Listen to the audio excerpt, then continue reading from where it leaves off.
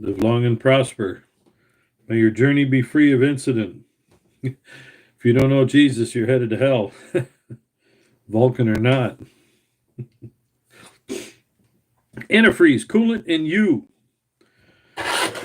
Now, if you're old school, you need to listen to this more than the young kids. But follow along here as much as anybody can. You go, it's a lot of talk. You're not. Yeah, I know. I do a lot of talk. Why? Because a bunch of other guys on here do a lot of talk in their fancy little subterranean caves and whatever else they're doing with all their trophies hanging up on the wall and their firearms over here. And other guys are doing it with their tools and a diesel truck in the background. And you know what it is? It's the same thing to me with my pictures, my cabinet that has my, how can you say it, outdoor cooking stuff, clothes over here, and a suitcase up there, and a cheap light with an LED bulb in it hanging on the wall. And sometimes a hook with my night clothes there. And you hook on the wall with your night clothes? Sure, let them air out, man. I wear a new set every night. Go ahead. It's not like I'm out sweating and farting in them all night. Well, if I've had some of that Western bean soup that they have over there at Little Creek Farms, oh, it's good, but it has results. Not as much as you would think, but it has results. Coolant, antifroze, etc., etc. Okay, I've shown it before, so I'm not going to show it again, partly because I don't have it right here with me. You got your little squeezy bulb things, and you're checking your freezing content, right? You know, there's a couple of them. There's one with 5 discs, and then there's the other with a little flopper dinger. If you get the little ones with the little balls in them, throw it away. Don't even bother. It's a waste of time. They're junk. You're going to say the other does with some of the flopper jobbies do too. So what's the deal here? Well, it depends on what you're doing. Say you're a farmer and you're going out in the field to check your tractor or something, or running around the farm.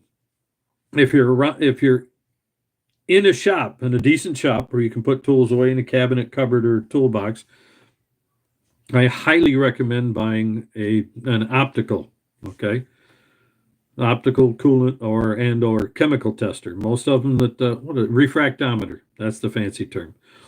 Now you buy them, they'll have 4 scales in them.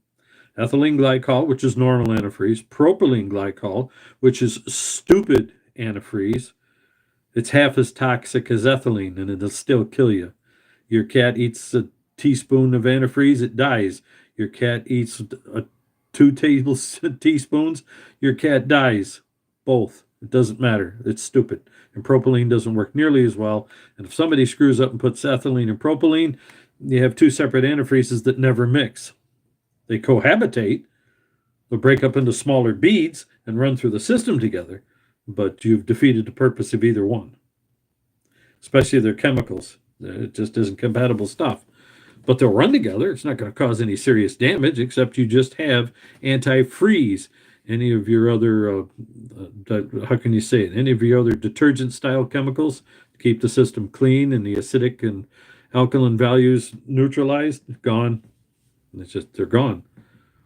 It's not, they might work together for quite a while, but on a sleeveless engine or dry sleeve.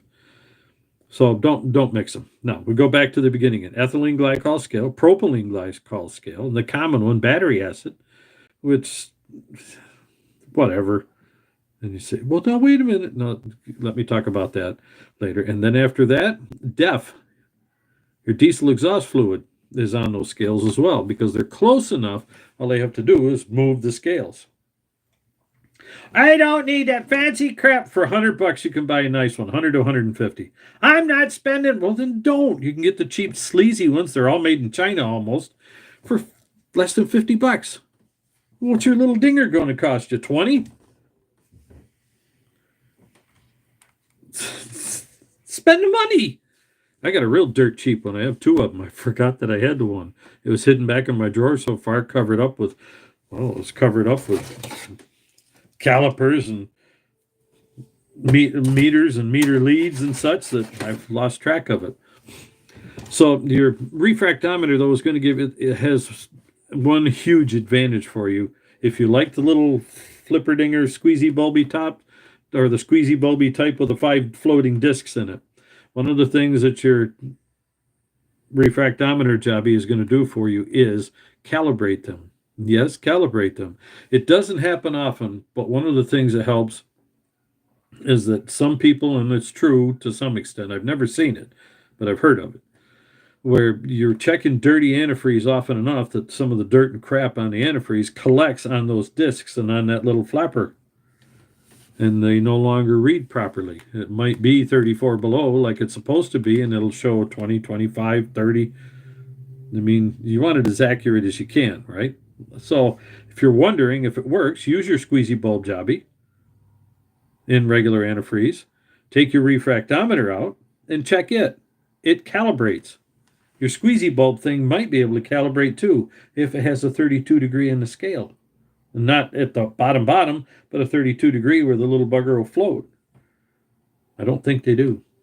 So it throws that out. Your refractometer is a beautiful thing where you take it up, put a drop of water on it, close the little flapper, and eyeball it in there. And there's almost everyone I've seen has a 32 degree mark. Why? Well, so that you can put water on there and calibrate the bugger. It doesn't matter what anything else you have. Water is 32 degrees, freezing point. And that can calibrate every time. Now, if you're at 31, or 33, you're like, yeah, try to get it right. But at least you're in that range. So when you pull your little squeezy bulb jobby out, you check your antifreeze and coolant, and it comes up, say, at 30 degrees. Now put it back in there and reach over there, or don't even put it back in there. Take a little drip out of it, put it on your nice clean refractometer, close the thing up, and take a look. If it says 35 or 25, you're 5 degrees off on your little flapper dinger and your little floating discs. Throw it out, get another one. Or if you want to try washing it out, that's up to you. But it's off. And if for no other reason, you can change the scales if you're one of those cheap little weasels that won't go out and buy another one like you should.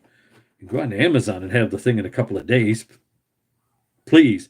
Napa could probably deliver it to you in a day because most farms will have delivery to them, or almost every shop. Just call, I need a ding, boom, right there.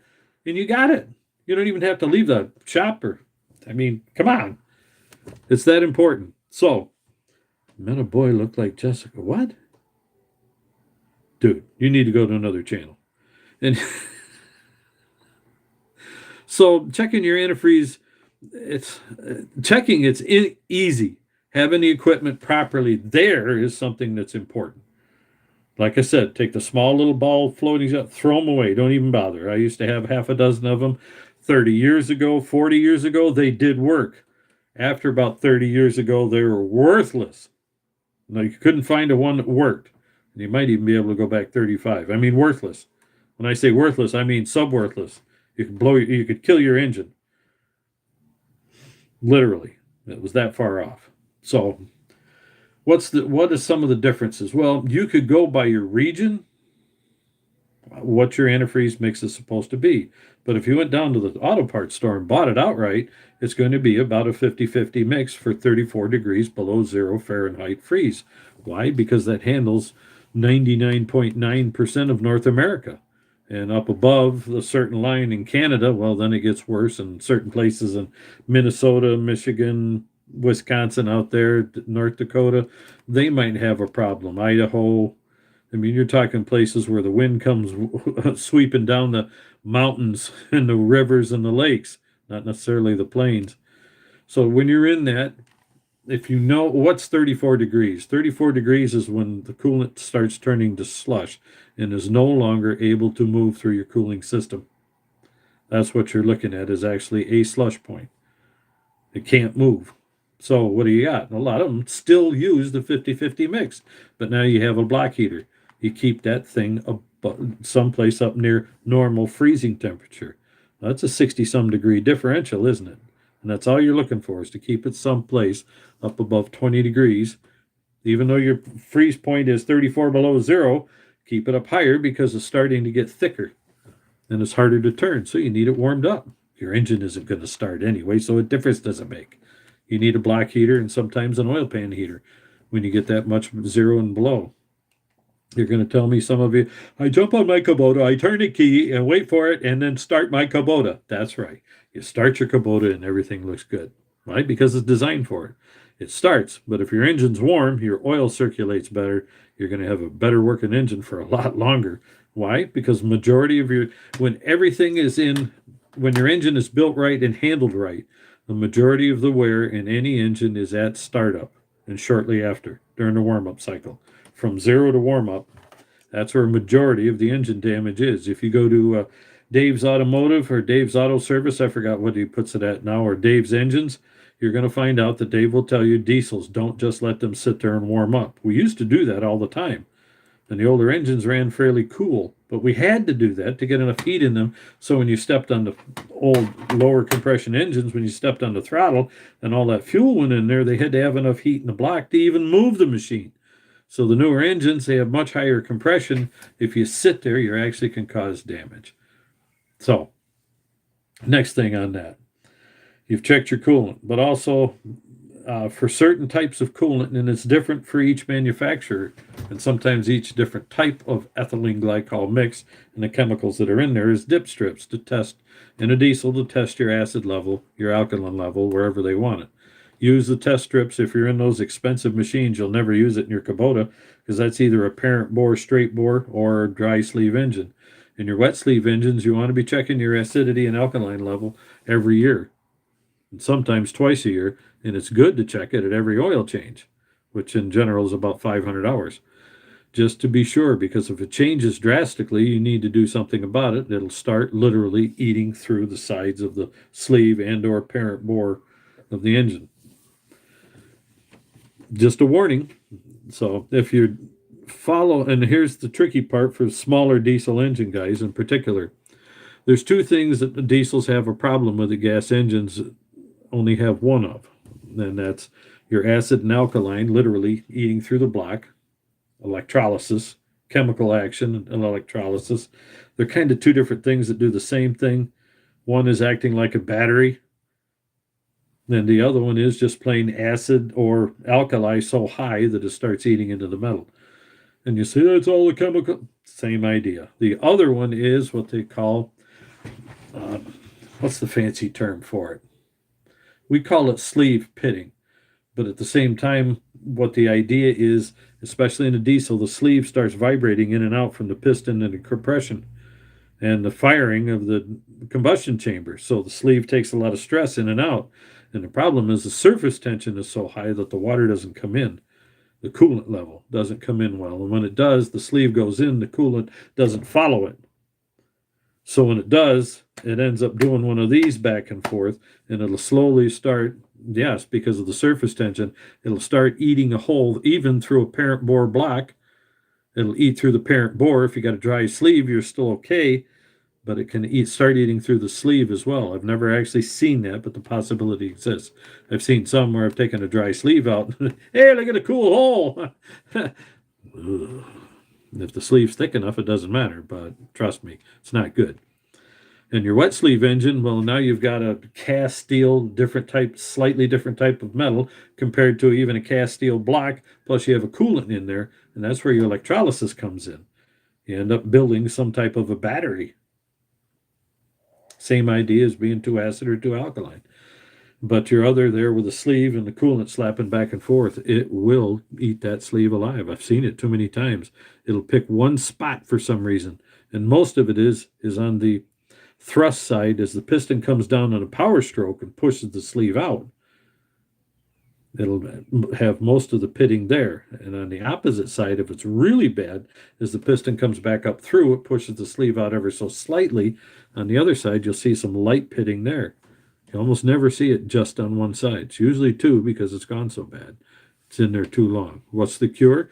The cure is to keep your chemical level properly to prevent that. And the other one is change your coolant at the proper level, at the proper time when it's worn out. Your dip strips will tell you that. So they used to have additive packages in the screw-on filters, and the screw-on filters are nice. But if you don't know what antifreeze is in there and you don't have a filter matched to the antifreeze package that you have in there, don't put the filter on because you might screw up your actual antifreeze. Just shut the old one off and leave one on there just to keep the system from leaking out of there, but shut your valves off so it doesn't circulate through there. A lot of the newer antifreeze, if you change it around the 3-year mark or so, you'll almost never have a problem with it. Unless it's mixing antifreeze like we used to have and you have bad water and you mix your coolant with bad water. One farm I was at, they mixed the proper coolant in something that was a slight sulfur water. It was, you couldn't hardly smell it. He said the only time they could actually know there was sulfur was when it came out of the hot water. And even sometimes they didn't know that. So it was very light, just a little sulfur, and they put it in the coolant, 1,500 hours, rotted right through a Clevite power kit, Clevite engine kit, and a nice, pretty, brand new overhauled 185 Alice Chalmers. Gone, 1,500 hours. Had another one at 900 hours. We don't know why the difference between the two, except one was used a little more and a little harder. That's what we came up with. You got to have good, clean water. Because poor water will override the package that's in the actual antifreeze. So you can have water here, coolant here, and you're mixing the two together. And if it's bad water, antifreeze ain't going to help you because it's busy fixing the water. And then it'll overwhelm it. So just a word of warning. And sulfur isn't the whole deal. With sulfur water coming up on farms, especially dairy farms, but also on beef farms, they have to have clean water, so they're almost all chlorinated. So now you got chlorine, you have sulfur, and who knows whatever else in there.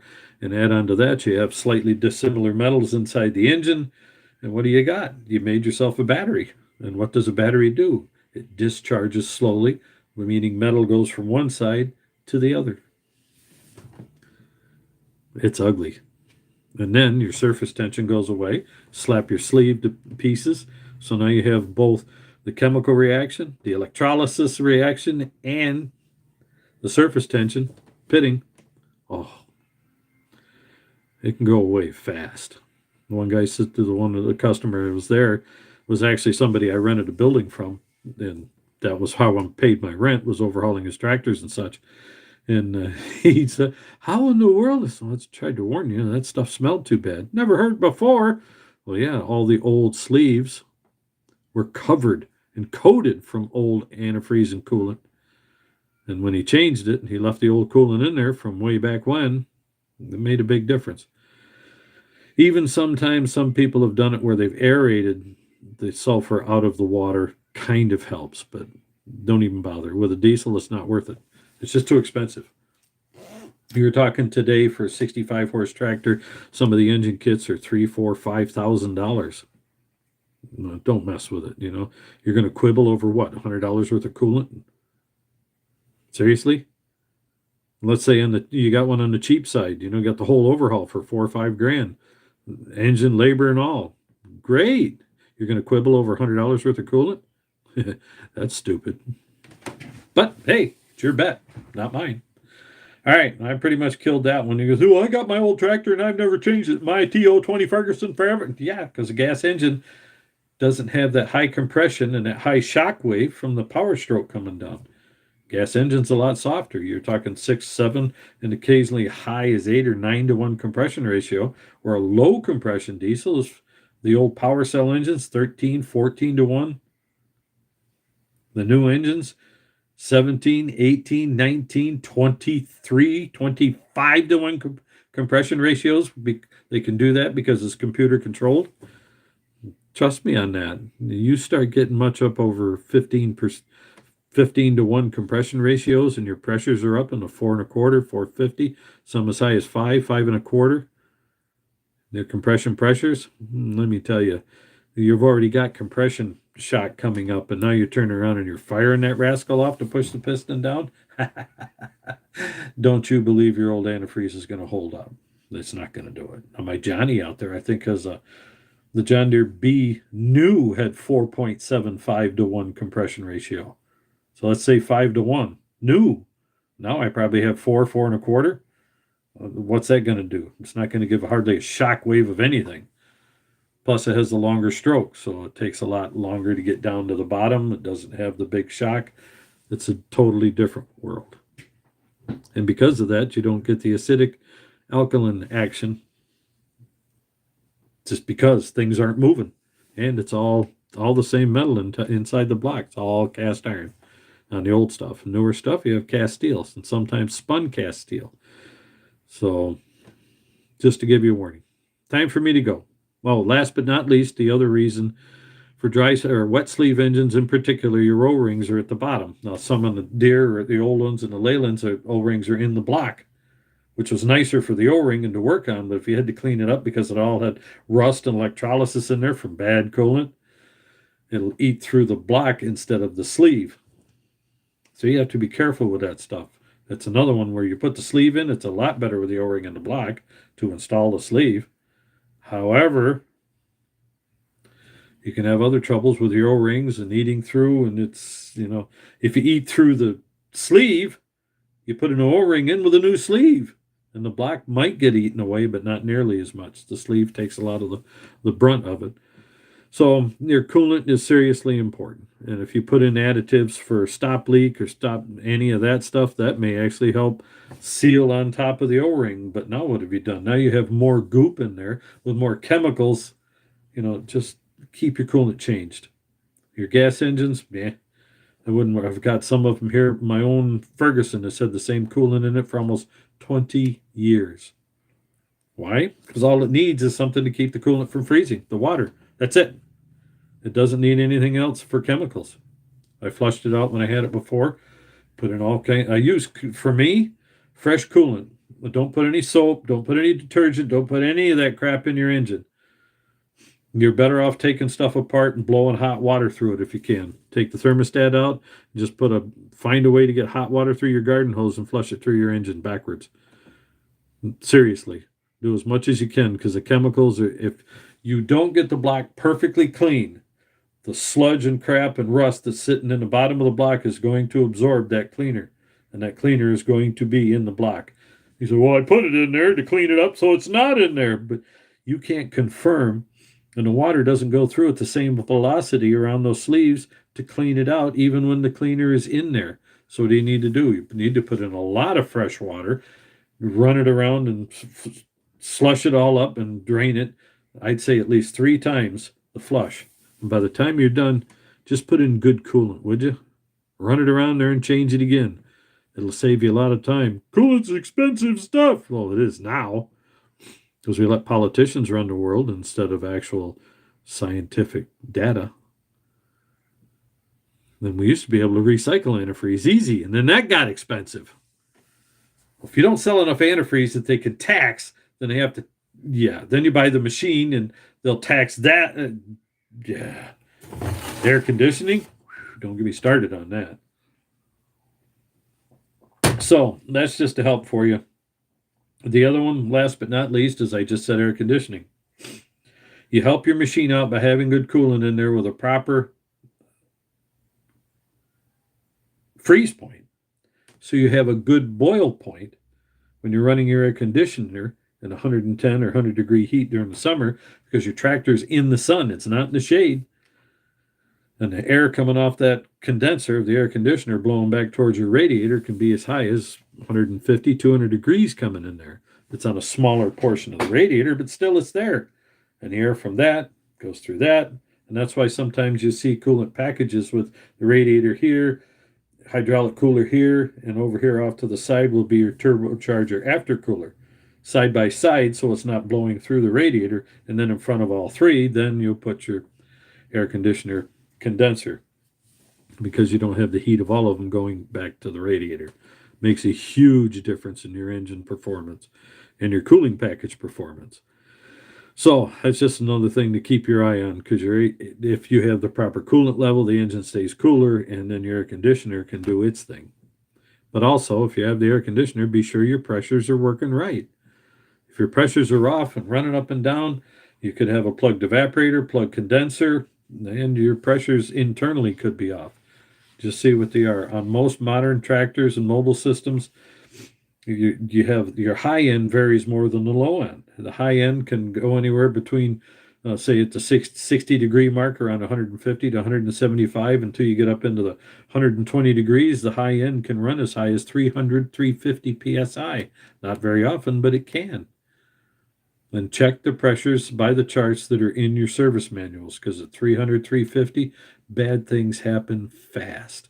And a majority of your cooling packages run best when you're AC with the R134, not necessarily 12. They do run very close in temperature, or pressure ranges, but your R134 about 175 in the summer and run as high as 275, and that range you're hoping it stays someplace between 175 and 250 if all works right. Then when your high side is at the right pressure, you have to look at your low side. They used to tell me the difference was 100 psi on one side, 100 to 150 on one side, and 10 psi on the other. That's a lie. That's like a lie of the mechanical devil of the world. Never. Low side I've seen in almost every 134 unit is 25 minimum. Most of them run 35 to 45. Why? Because you have to have enough pressure on the low side to offset the high side. But the system just needs pressure to operate, but you also have to have that pressure differential from the high to low. That's how the system works. As the high pressure goes through, cools the package down so that the gas coming in at 250, or say 200 psi plus or minus, goes through the package, comes out the other side as a liquid under pressure, and then goes to the expansion valve, sends it through, and causes a massive pressure drop. Now when you're coming down to 35 psi from 250, 200, wow. And you need that pressure to circulate it through.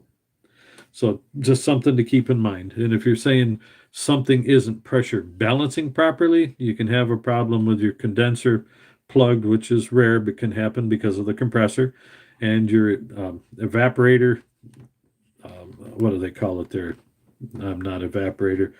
Your receiver dryer, and they've got an expansion chamber, they often call it, but it usually has some type of receiver dryer expansion chamber tank, and that can get plugged in the filter in that system as well.